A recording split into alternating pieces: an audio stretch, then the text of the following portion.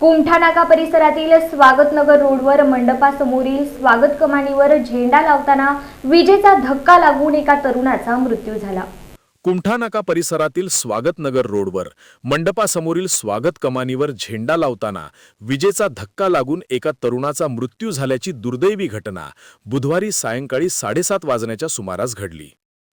केतन रमेश पाटोळे, वय 24, राहणार भारतनगर, कुमठा नाका, सोलापूर असे मृत तरुणाचे नाव आहे। यशवंत सोसायटी, स्वागतनगर रस्त्यावर येथील गुरुवारी होणाऱ्या कार्यक्रमानिमित्त मंडप उभारण्यात आला होता। मंडपासमोर स्वागत कमानही उभारण्यात आली होती।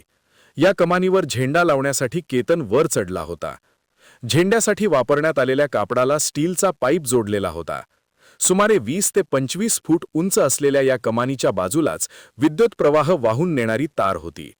झेंड्याच्या स्टील पाईपचा त्या तारेला स्पर्श झाल्याने केतनला विजेचा जोरदार धक्का बसला। केतन सुमारे 20 फूट उंचीवरून कमानीतच खाली कोसळला। ही बाब त्याच्यासोबत काम करणाऱ्या तरुणाच्या लक्षात येताच त्याने तातडीने मंडळाच्या कार्यकर्त्यांना माहिती दिली।